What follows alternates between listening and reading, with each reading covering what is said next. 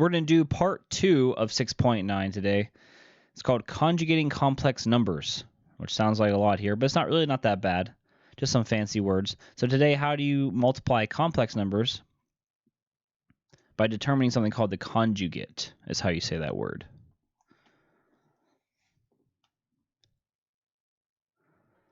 Multiply complex numbers by determining the conjugate.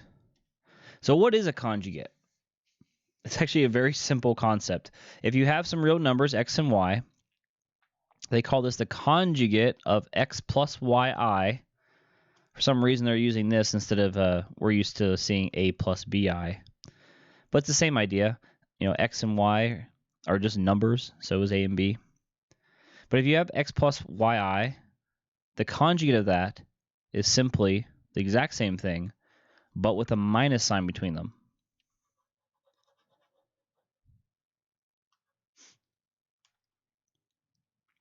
And since we have a complex number, which is your real part and imaginary part, they call this the complex conjugate.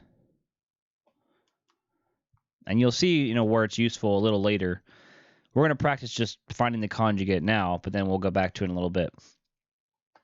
Example 1 says, find the conjugate of each complex number. This is not meant to be difficult. It sounds very difficult, but it's not bad. 5 plus 2i. The conjugate of that is the opposite of this. 5 minus 2i. Believe it or not. You're just going to change the sign. 7 plus 3i. Conjugate is 7 minus 3i. That's all we're doing for right now. Part C, we have negative 2 minus I times the square root of 3. Again, I know we were going from plus to minus, but it's no different from going the other way as well. We're going to get negative 2 plus I times the square root of 3. Notice we are not changing the negative sign out in front here, only what's between the two, your real part and your imaginary part. And the last one, it's kind of small. The last one is 4 minus the square root of negative 9. So first, we have to figure out, well, where's the I at here? Because we need to have it look like one of these up here. 4 is obviously not going to do anything with that. Minus, we should know the square root of negative 9, because this here turns into 3i. So these mean the same thing. And the conjugate would be 4 plus 3i. I guess technically they don't equal each other. I shouldn't probably put equals here. We're just finding the conjugate because they're definitely different things. So here's our answers. Only changing the sign between the two numbers. So there's some huddle with that. It's pretty simple. 3 problems to do. I'm going to move on to some more stuff. So one of the big things that you learn, especially if you're going to take like the SATs at any point, is what you can and can't have in the denominator. So when you have a fraction, one of the big things you cannot have is an imaginary number in the denominator. That's a no-go. Can't have that.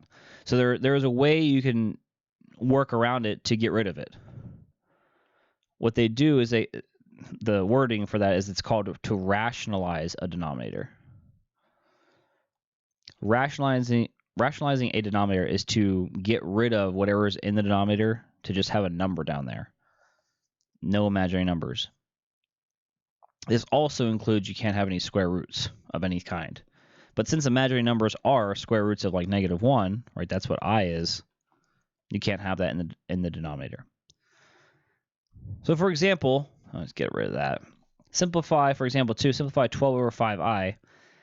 The way we're going to get rid of the fact that there's an I on the bottom is we're going to multiply this by something very specific. So that way we don't have an I. And the only way we can actually get rid of the fact there's an imaginary number here is to go back to the 4 that we know, right? I to the first, I squared, I to the third, I to the fourth. Right? If we know all these answers here, I'm just going to put them down real quick. We have I, negative 1, negative I, and 1. So the way we do this is, okay, well, the easiest way is to make this I here into an I squared.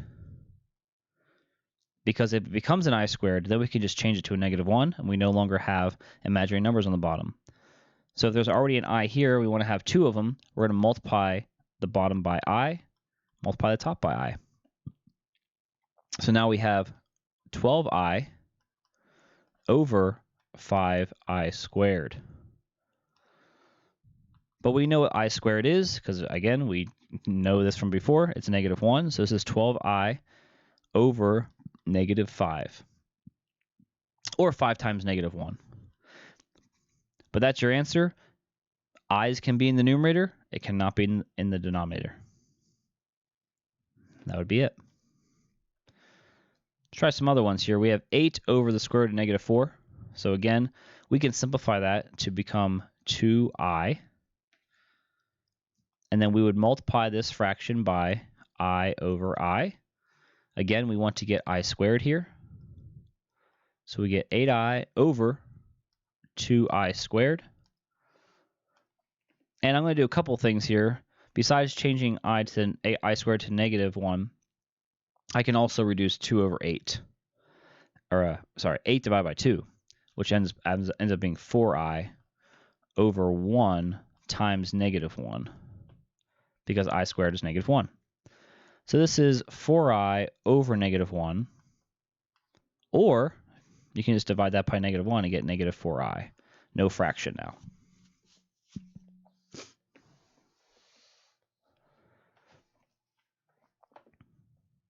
We have a couple examples left, and then I have some huddle for you, and then we're done. See what there is for the huddle. Okay. So example 4 makes it a little bit more difficult to figure out what you're going to do here, because you can't just multiply this by I. I don't know if you noticed, but there's there's 2 terms here, 5 plus I, and that kind of ruins everything. I would not write this part down.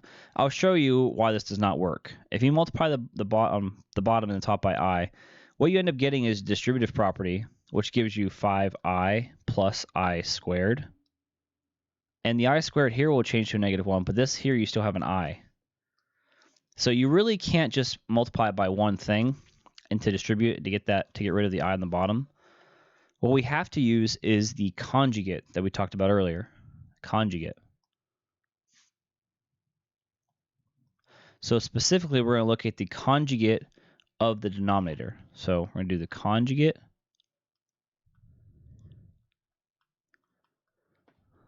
of the denominator. I spelled that wrong.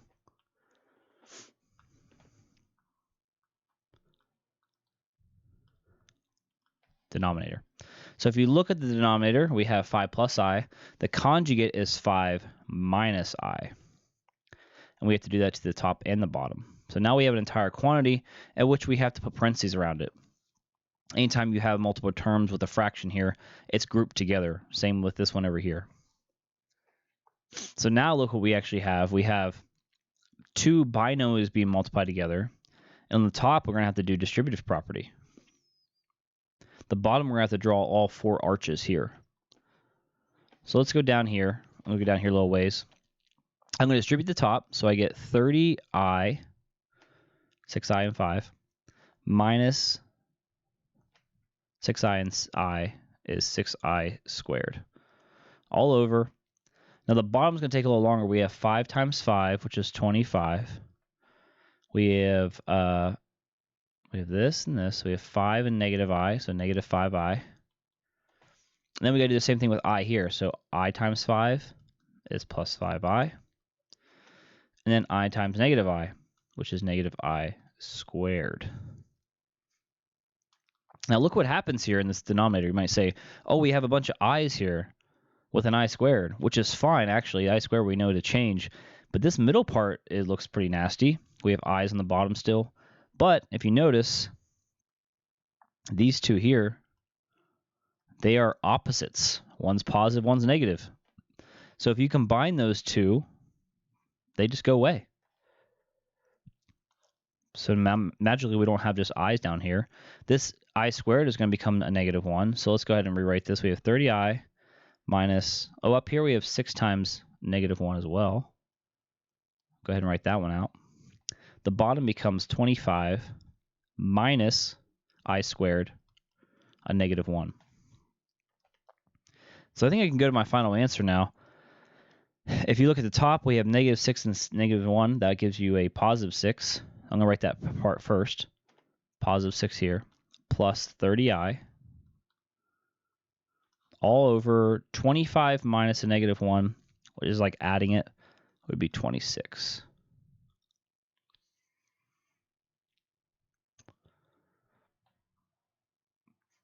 So that is your answer here. Although you can go a little bit further.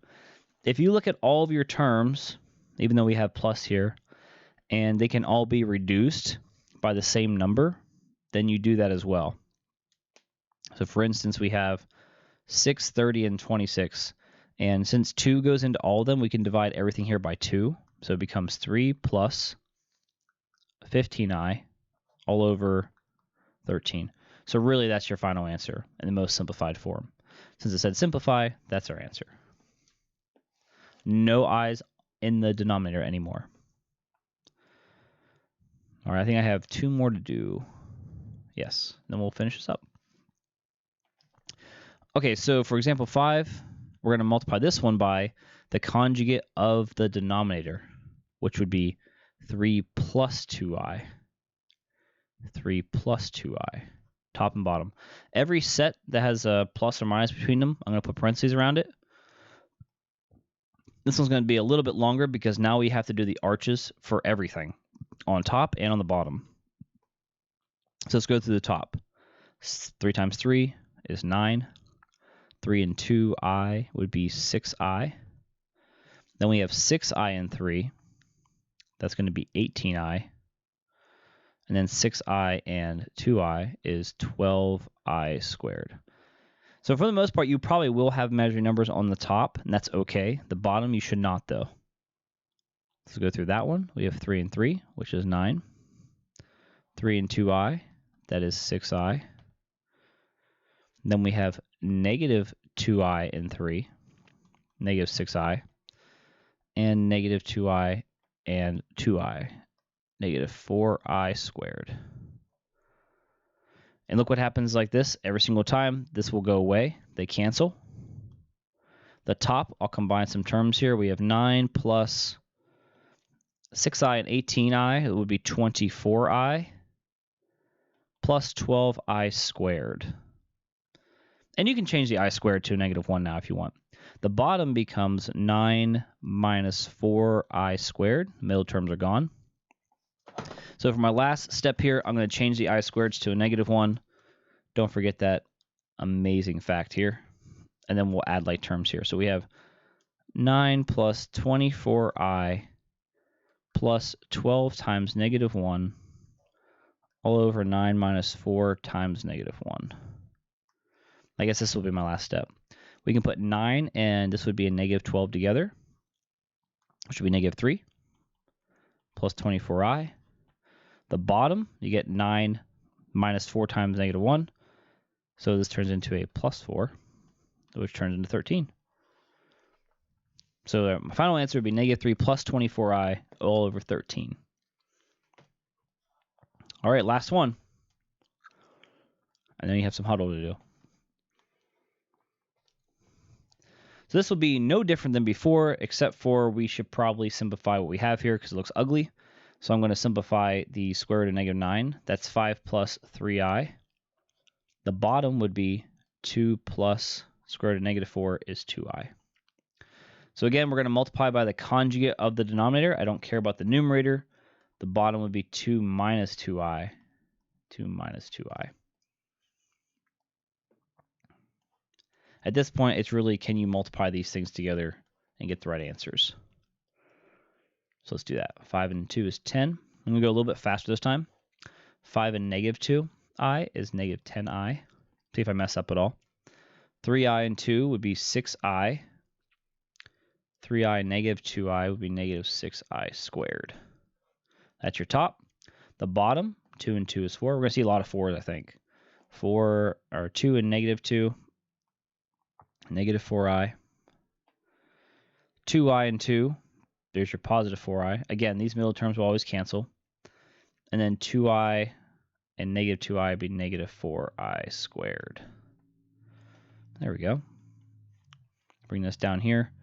We have 10. Bring these two together. You get negative 10 plus 6. Negative 4i. And then we have minus 6 times negative 1. That changes to a negative 1 here. The bottom, again, these go away. We get 4 minus 4 times negative 1. Oh, we're getting 4 again here. Okay. So let's put these two together on top. 10, and then we have minus 6 times negative 1. That'll be positive 6, so we get 16 minus 4i. All over 4 minus 4 times 1. This will be a plus 4 all over 8. So again, we can simplify this because I clearly can see that a number goes into all three of these. So 2 would work, but I'm also going to go a little higher and say I think 4 would work. So if you divide all these by 4, you would get 16 divided by 4 is 4, minus, this would turn it into a 1i all over 2. That would be your final answer. So as long as you remember the I squared is negative 1, and you can simplify everything down to like the smallest possible, and you know how to do your arches to do the double distribution, you should be fine. The rest of it is for the huddle for you to try and finish up. There's 6 problems left to do in this huddle.